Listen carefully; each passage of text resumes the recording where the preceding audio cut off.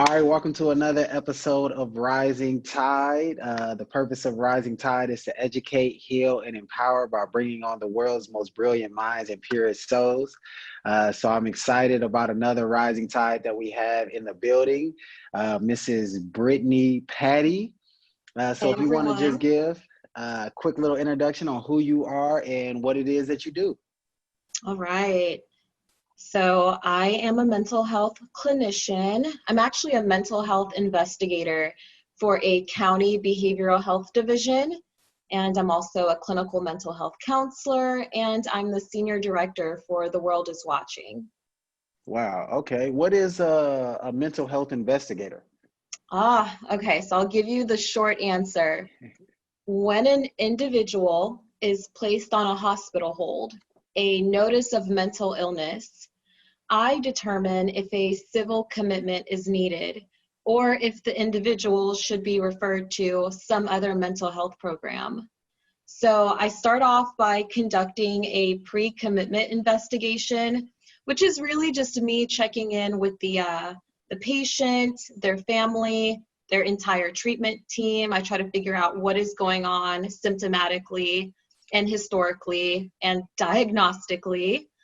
And then if I'm seeing some serious concerns, I believe that person is a risk to themselves, a risk to others, or unable to provide for their basic needs, I will take them to a civil commitment hearing, and I will testify at the civil commitment hearing. At the end of the hearing, a judge can make one of three decisions. Typically what I'm hoping for is that the judge will commit that person to the hospital for up to 6 months. So what determines, and when you say like you go to the hospital, are you referring to like, have you ever seen the show Greenleaf? Greenleaf, no, I'm not familiar with that one, but I've heard good things. So on the latest season, they had an episode where this kid basically committed suicide, or he tried to attempt to commit suicide, was unsuccessful, ended up in the hospital, and the mom was trying to go in there to see him, and it was this lady that was basically like, it's actually his choice whether he wants to see you or not. We got to look out for his actual mental well-being. These are some options for him. We'll let you know when he's actually willing to see other people. And so is that kind of similar to what you would be doing? Yeah. I feel like that's kind of included in the job in that particular situation. If someone was in the hospital, they had a suicide attempt, I would be kind of asking, like, how many attempts have you had? I would check in with the treatment team to determine how significant the attempt is, what's the likelihood that they would attempt again. And, you know, if I'm thinking, okay, based on all the information I've gathered in my investigation, I think if we were to discharge this person, they would be at imminent risk for attempting suicide again. That's a person that I would take to court for a civil commitment hearing. So what, in your experience, what are some of the most common mental health issues that we experience within the Black community? Oh, wow. You know, and a lot of these go undiagnosed or just completely invalidated or not acknowledged at all. But we actually see really high rates in depression, anxiety and panic related disorders, trauma and stressors, PTSD, post-traumatic stress. Also seeing quite a bit of psychosis that just gets ignored by the larger community. And these are really— When you say psychosis, what exactly do you mean, psychosis? What is that for those of us who are unaware? Well, I think in the community, you'll hear someone say, oh my gosh, this person is always acting crazy. They're doing crazy stuff, saying crazy stuff. They're really paranoid, delusional even. They're just not right. So that's the kind of verbiage we hear in the community. But in a hospital setting, we're going to describe that as delusional statements, extreme paranoia, lack of insight, lack of judgment, poor impulse control, hallucinating, visual hallucinations, audio hallucinations, even command hallucinations, voices telling you to do things. A lot of people in the Black community actually struggle with symptoms of psychosis. But in a medical setting, it is just not acknowledged. And a lot of people write it off as drug induced or something else going on. And it really requires intense treatment. So let me ask you, what are some of the main causes of those mental health issues within the Black community? What have there been any commonalities that you see? Oh, this particular incident always leads a person to depression or to have anxiety issues or to have psychosis, or how much of, and I know I'm asking loaded questions, and also how much of that is tied to childhood trauma and things that happened before we could even remember, probably. I feel like you're spot on by just mentioning childhood trauma. We call them adverse childhood experiences.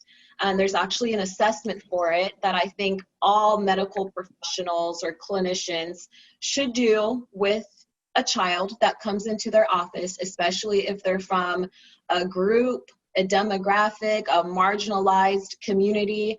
We need to be doing these ACE assessments. And that's the name of the assessment, ACE assessment? Yeah, we call it ACE or ACEs, adverse childhood experiences. If a child has certain risk factors or traumatic experiences, they are significantly more likely to develop a mental health disorder.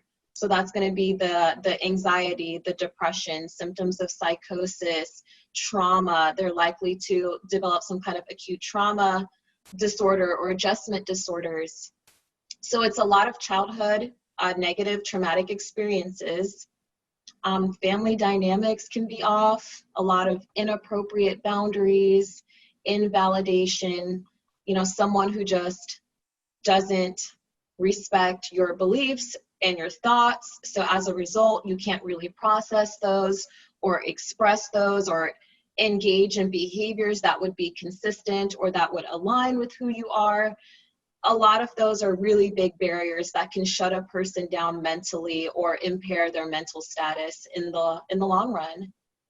Are you familiar with attachment styles? Yeah, I know a little bit about attachment styles. I will admit I am not a marriage and family counselor.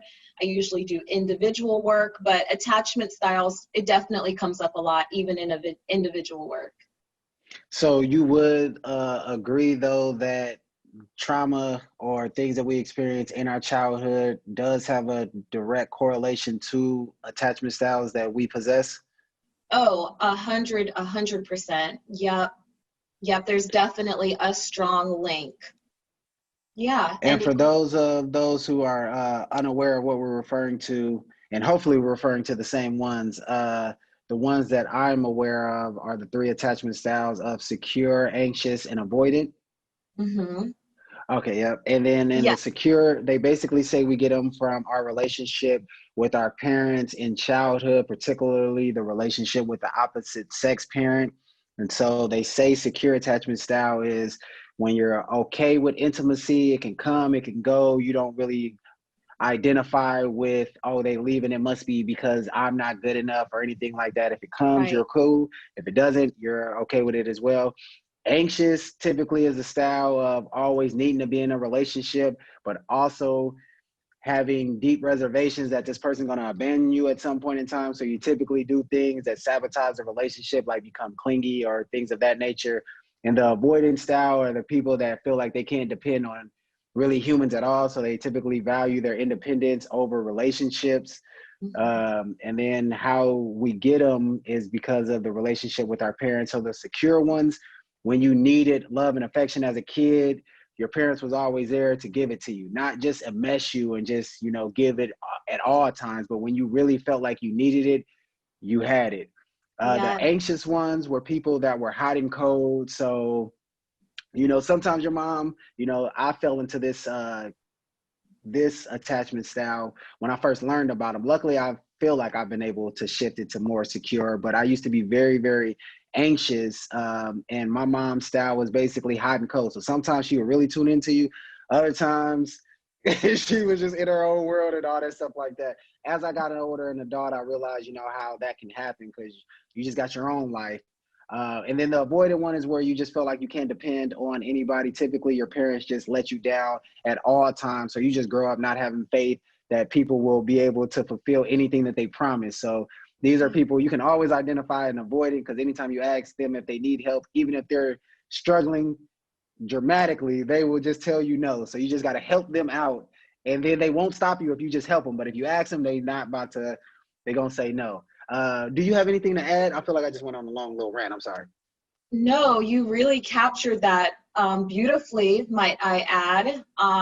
Spot on with all of those descriptions. And I really just want to bring attention to what you said, that you've really worked through some of the barriers that were a part of your attachment style, and you feel like you're making progress. And I feel like that's a really big deal. So backing up a little bit, when we were talking about those adverse childhood experiences and why it's important to evaluate that and make adjustments and changes to a child's life so that they don't develop a mental health disorder down the road, I really feel like having genuine and authentic security and stability, real support and love and feeling seen and heard, all of that, that's what adaptive behaviors are all about. And I could get into adaptive behaviors all day. No, I love that. And like, so I am curious as to, we talked about some things that causes the trauma. We talked about the actual trauma that is caused. And what, in your experience, what are some of the ways when people don't know effective ways to try to cope with emotional trauma? What are some things that people use to deal with their emotions typically, in your experience? So when the person is not coping in a healthy way, what other things do they do? Yes. Well, we do see a large number of people turn to drugs to change what is happening chemically and neurologically, to impact the memory and the feelings associated with those traumatic memories. So we see drug use, self-harm behaviors. And a lot of people think, okay, self-harm, cutting or burning or hitting yourself, but people can do some really risky things that are still considered self-harm. And often those things get looked over as just being defiant or out of control, but they're really risk behaviors, and we need to treat it like self-harm. Could you give some examples of what some of those behaviors would be? Yeah, so I am all about sexual freedom and being sexually liberated, but we also do see a lot of high-risk sex behaviors. And that's when someone is engaging in risky sexual behavior, and it's not because it's pleasurable for them. It's not because they actually like what they're doing. It's more of an impulsive, maladaptive way to cope with the emotional stress that's inside. And you could typically identify that because a person will, right after they get done, typically get sad or want to cry or get withdrawn or something like that. Totally. You can tell after sex is finished, they're not thriving emotionally, mentally, or socially. They're not balanced in that way. And to have emotional, mental, and social wellness that's overall health. That's overall health. So they're not feeling healthy afterwards. So what are some ways that you would address that, or what are some suggestions or tips or techniques, practical steps that people could take who are hypersexualized in that way? Because one thing that I've noticed is that, and I was talking to a friend about this, it's been my observation that anytime I come across somebody that's hypersexualized, typically they were molested. And it's a conversation a lot of people don't want to have, but typically when I start to ask certain questions, when I come across somebody who is very hyper, and it don't even got to be just males or just females, it tends to be just both. Although what I've learned is that males don't really, unless they were touched by a male, they don't look at it as molestation, unfortunately. Like, they just look at it as like, I had an early sexual experience. But most of the is it your experience or your observation as well that people who have been touched inappropriately at a young age tend to grow up hypersexual? Yes, once again, I think you're very accurate with that. I'll kind of unpack both ideas that you expressed. So when a male has been sexually molested or just any kind of inappropriate sexual behavior in childhood, I think culturally and within our society, it is normalized, and often they will try to cope with that experience by not identifying it as a sexual assault, right? And then on the other hand, yes, I think when children have experienced sexual assault, molestation, rape, whatever, right? There's a lot of things that actually I would characterize as sexual assault. When a child experiences that and they're not able to process it, there wasn't justice, so they don't feel like they were ever helped, it becomes harder to process your emotions, intimate, romantic, sexual emotions. It becomes very hard to process. It becomes a more messier experience for someone who had that childhood trauma. And in order to overcome that, I really think the best kind of therapy is dialectical behavioral therapy, DBT. And that kind of therapy is going to focus on the way you connect to others, the way you connect to the world, the way you connect to yourself. It focuses on coping skills, identifying what coping skills actually work for you, that honor your self-interest and your skills. It also focuses on mindfulness. So not always being stuck in your head, but being able to ground yourself and be in the moment and realize that in some moments you are truly safe. Turn off what's up here and just take in what's out there. So that's the mindfulness aspect. I mean, there's a lot that goes into DBT, and it's a great kind of therapy if you want to unpack your trauma, process your emotions, develop healthy skills to cope moving forward, and if you just want to maintain your wellness and learn how to calm your body, definitely DBT. Have you heard of Jordan Peterson? You know, that name is familiar, but you'll have to fill in the gaps for me. He's a psychologist. He came up with a program called self-authoring. He had wrote a book called The 12 Rules of Life, but really he's just a clinical psychologist, and he came out with a technology called self-authoring, where he basically, well, he has past, present, and future self-authoring. I bought the whole bundle. It's only like $27, but to me, it's literally one of the best investments that I've ever made in my entire life. Now, I did have a habit of like smoking a lot of weed, so it worked best when I took a hiatus from smoking and I wasn't, I guess, avoiding emotions. I had to be able to feel everything. But going through this process, he basically has you divide your life into 7 sections. And then within those 7 sections, highlight 6 emotionally impactful events that you experienced throughout the time period. So you end up with, I think, 42 different experiences throughout your life. And he has you go through in order and just write down, just describe it. So the first time you're going through it, you're not really writing how it affected you emotionally at all. You're just writing what actually happened. So you go from 1 all the way through 42 of the different experiences. Then he has you start back at 1, and then he'll start having you unpack it emotionally. So how did this, make you feel about yourself? How did it make you feel about other people? How did it make you view your future? How did it, change your mind about this? And then he'll have you go through all your experiences like that, then start at the top again and ask more experiences. And it's something about, like, that was probably one of the most challenging things I've ever experienced, because like I said, I was not smoking at all during that time. So I was just feeling everything, and I would just cry randomly. I would just get like emotion randomly, because you're just bringing to mind 42 different things that you typically have put off or suppressed your whole life, but you're kind of rethinking about it.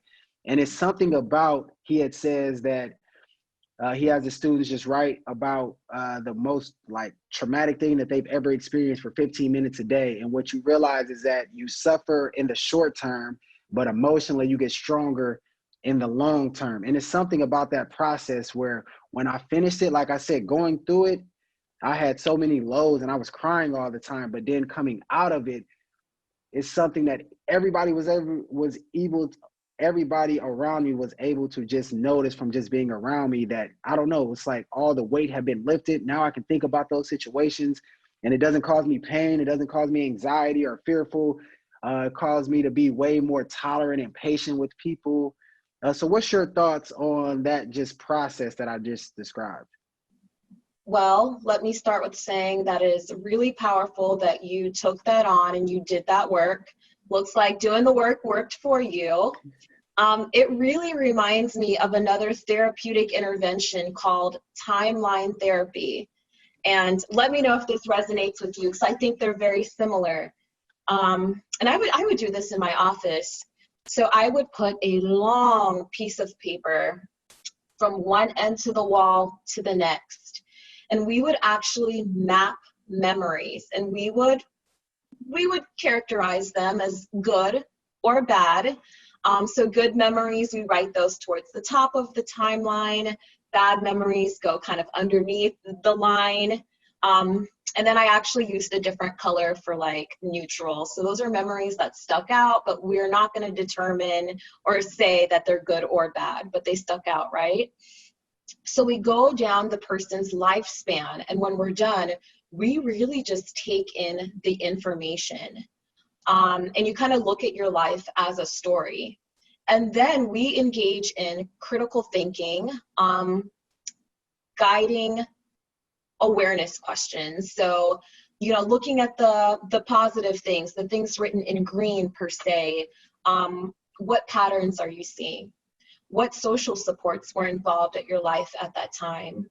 How did you feel in those moments? How do you feel right now reliving it or talking about it? Rate your distress. Are you calm? Are you anxious as we look at this? If a person is really, really anxious or tense or sad in that moment, we will bring in some DBT coping skills. Maybe that's mindfulness or grounding or some deep breathing in the room.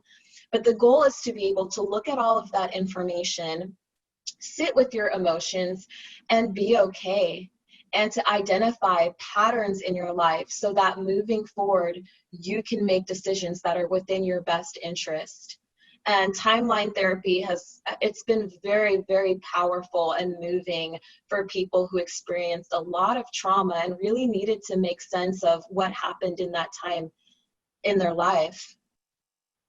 No, that's brilliant, and it definitely resonates with me. And actually, I want to do that exercise for myself. So thank you for that. I'm gonna for sure try it. I remember a few years ago I had did something similar where this guy had suggested doing that, but basically for your sexual experiences.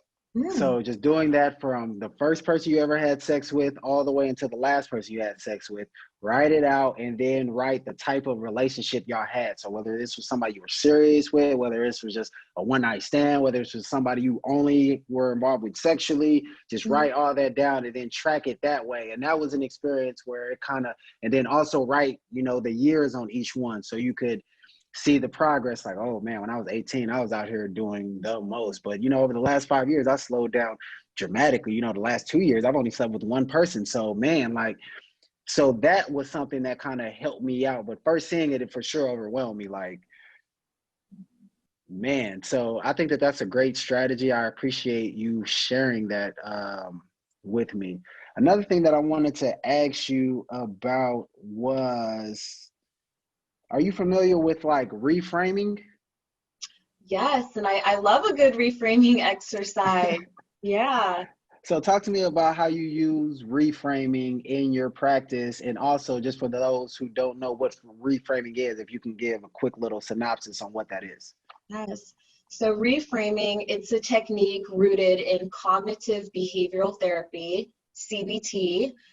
Reframing is the ability to take a negative thought. Okay, I'm going to actually back up a bit. I'm going to kind of define adaptive behaviors and maladaptive behaviors.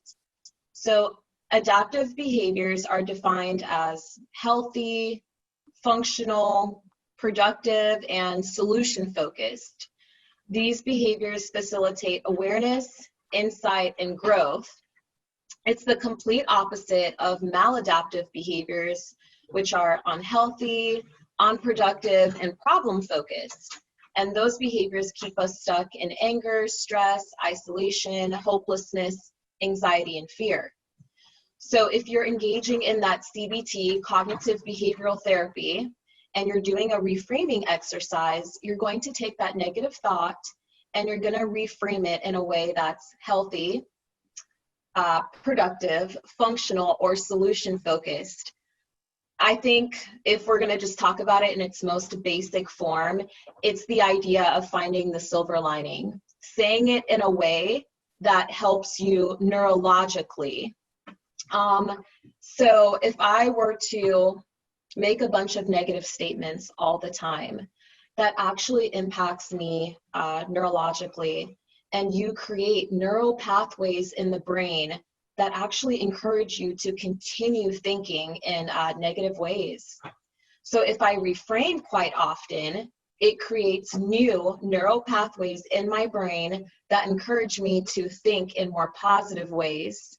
It's a skill that you can really build on, and that's why we call it a reframing practice, because you need to consistently do it in order to get that mental, emotional, and even neurological benefit.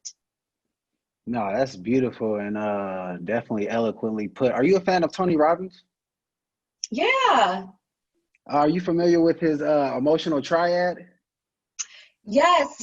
And actually, I think my first year in grad school, that was really emphasized. Oh, they talked about Tony Robbins in school. Yeah, a little bit.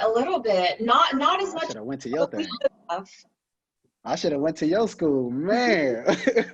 I'd have had to pay for Tony Robbins courses and all that stuff. Oh, wow.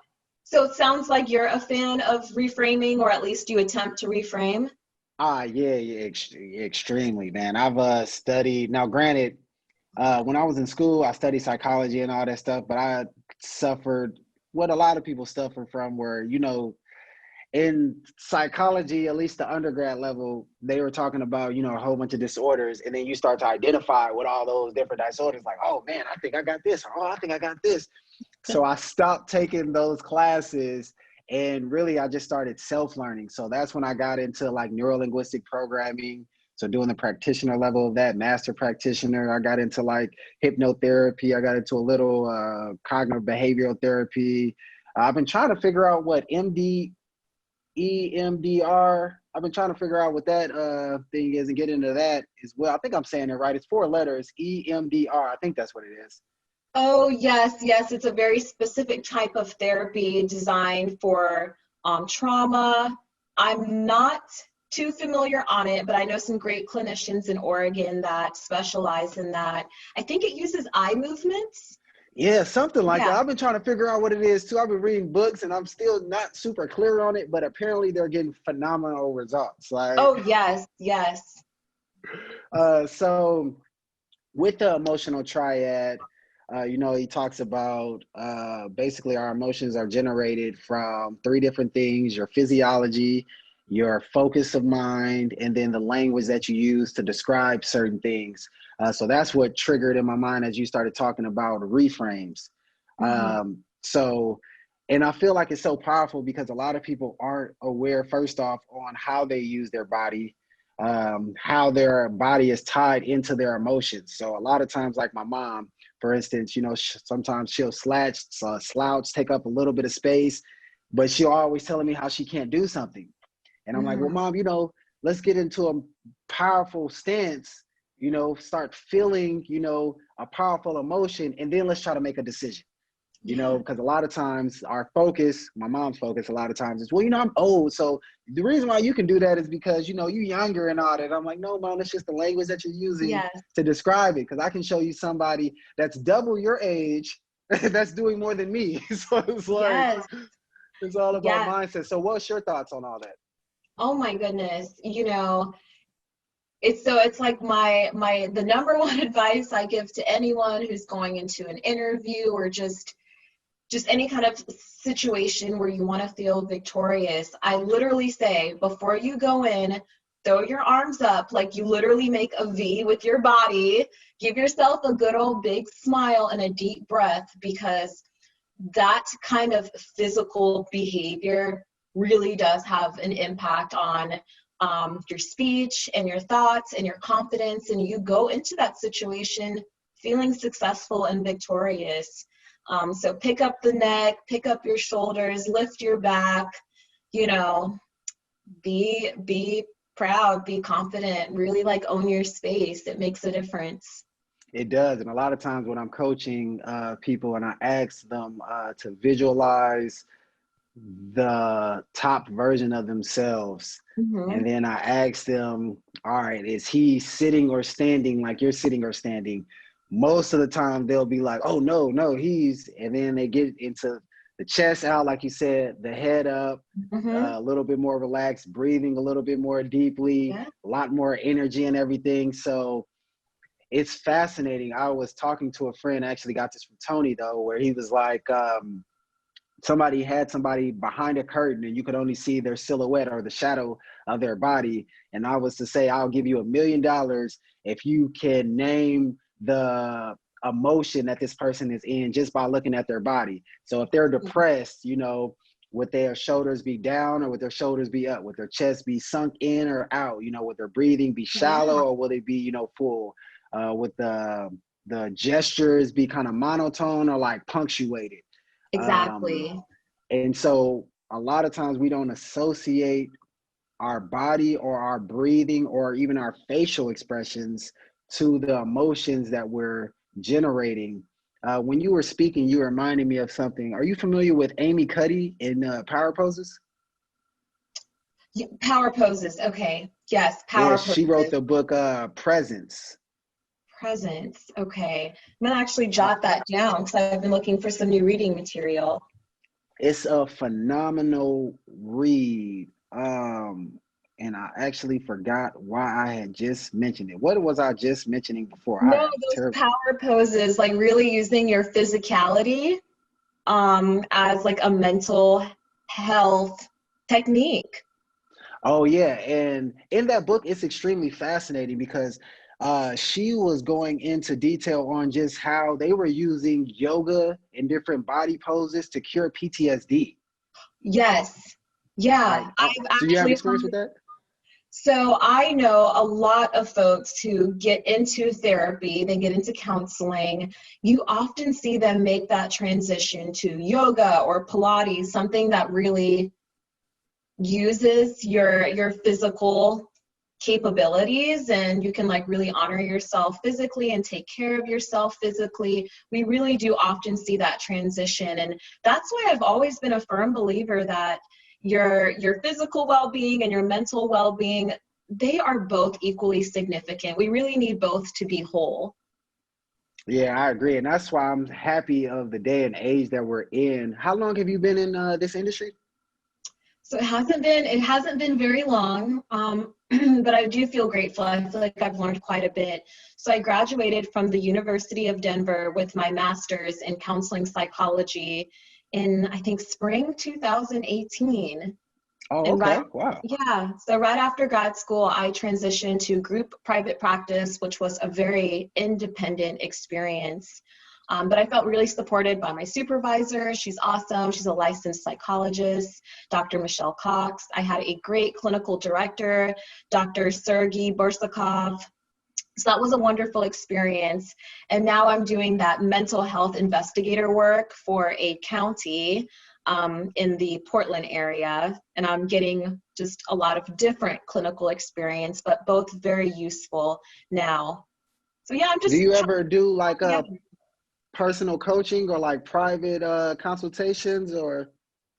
I have not, and a lot of people say, it's a really fun experience. You really learn a lot about yourself. You can really assist others and be supportive to others in that way. So maybe in the future, it's something I will look into. You should definitely look into it because I can definitely sense the passion that you have for it. Just the area of expertise that you have, meaning that like all the different things that I just, oh yeah, I'm aware of that. Oh yeah, I'm aware of that. Oh, so it's like, I definitely would encourage you to do so, because a lot of times I feel that people who get into this space don't really have the heart for people. They might, just see that it's kind of trendy now, so they want to get into it, or maybe feel like that they can get some money out of it, or Right. certain people, get a little power sense, almost like the Jada Pickett thing, off of just like helping broken people and all Oh, that. But yes. certain people aren't really into it just for the pure passion of it. And they like, you're Totally. radiant when you talk about it. So I would definitely encourage you to do that. Actually, I wouldn't mind doing some work with you. I have a few mastermind classes coming up, and just kind of just talking about just the mind and just emotions and mental health. A lot of people are needing it. A lot Mm-hmm. of people don't trust just, I guess, traditional institutions, in a Yes. sense.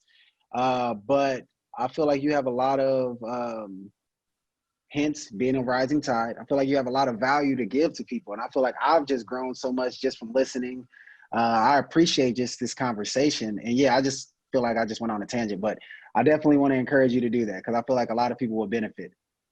Well, thank you. Thank you so much. I really appreciate those kind words. And I really do feel that, another component of mental health is connecting with others and giving people positive affirmations, really uplifting others. It kind of creates that sense of confidence and self-worth and the ability to reflect on what you're good at and what you can do for yourself and others. So I feel like having these kind of conversations are really helpful for my mental health, and I appreciate it.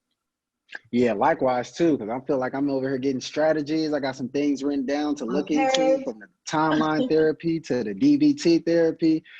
Definitely getting into those things. So I appreciate you. Is there anything that I didn't cover that maybe you wanted to discuss or talk about? No, I really feel like within this time, we've actually covered a bit: trauma, attachment styles, everything in between. So I really appreciate you creating this space for us to have this discussion. Definitely. And we're going to have to get you on again as well, because I know once this has been released, because basically what I'm doing now is just getting a whole bunch of episodes in and recorded. I Mhm. haven't figured out when I'm going to release. I got like 7 recorded right now. By this time next week, from the ones I have scheduled, I think I'll have close to 18 or 19 of them.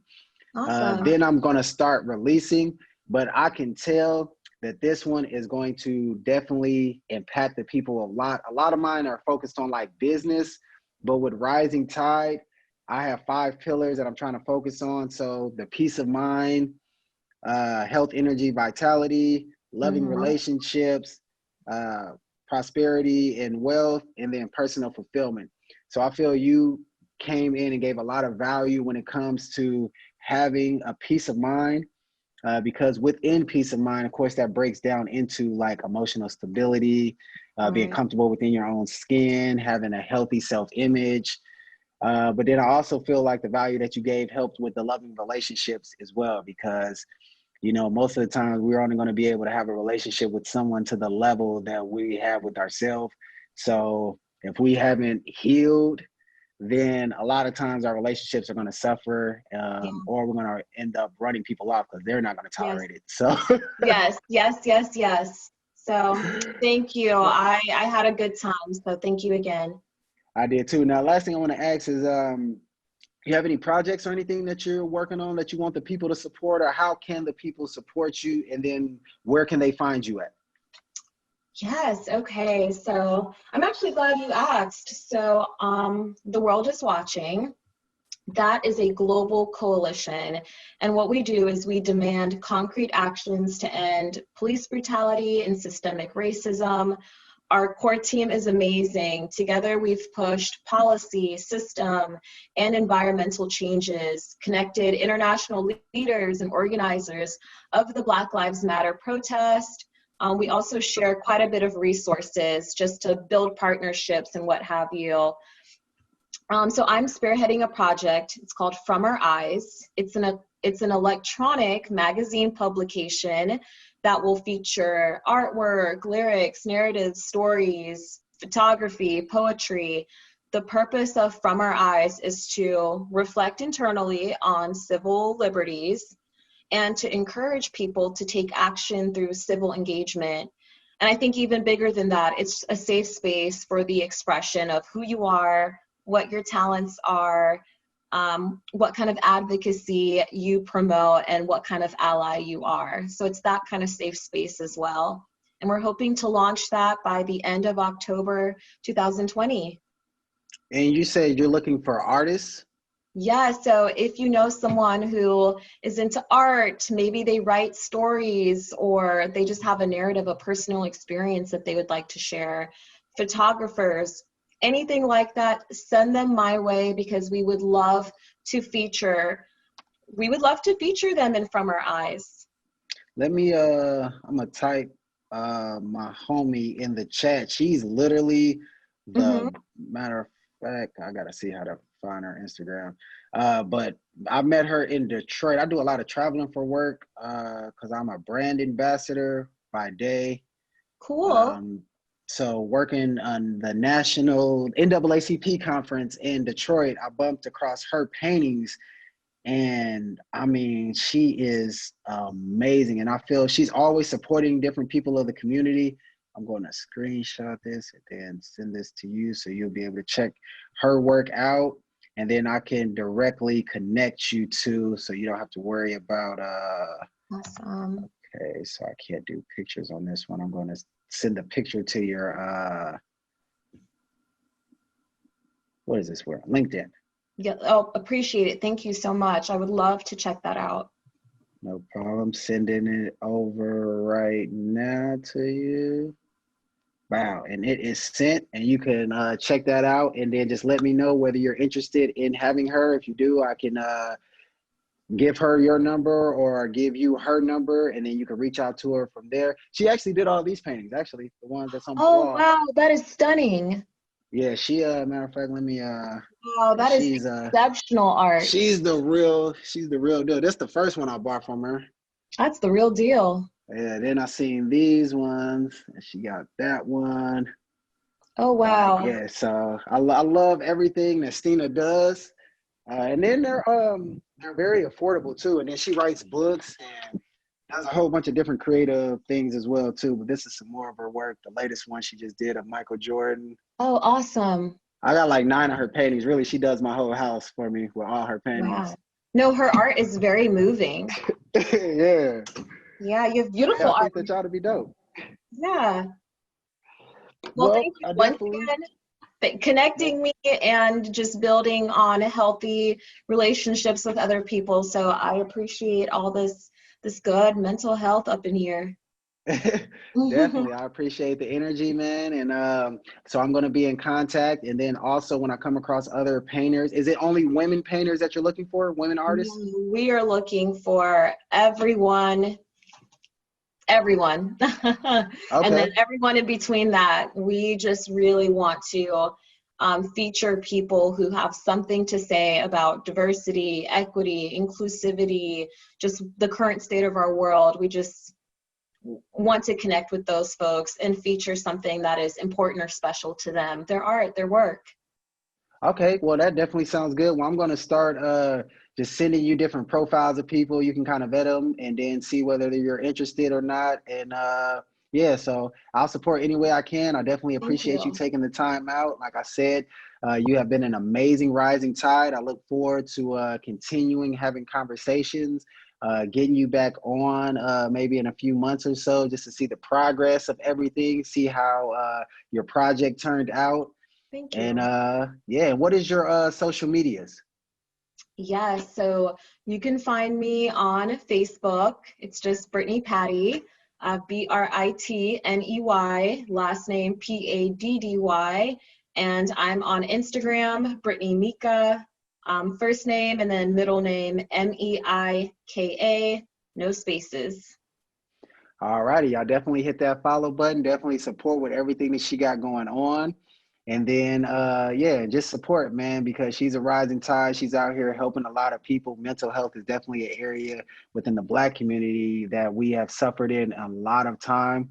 for a long period of time. So it's just amazing to see so many people that's stepping up, that's making this a priority now, because 10 years ago, you were shunned for getting therapy. Now it's more so embraced. So we want to encourage the people that are really running with the baton in that space. We want to encourage them to keep going, and then also prepare other people for them to hand the baton off to. So we want to support her as much as possible. And then, like I said, thank you again, and I will be in contact.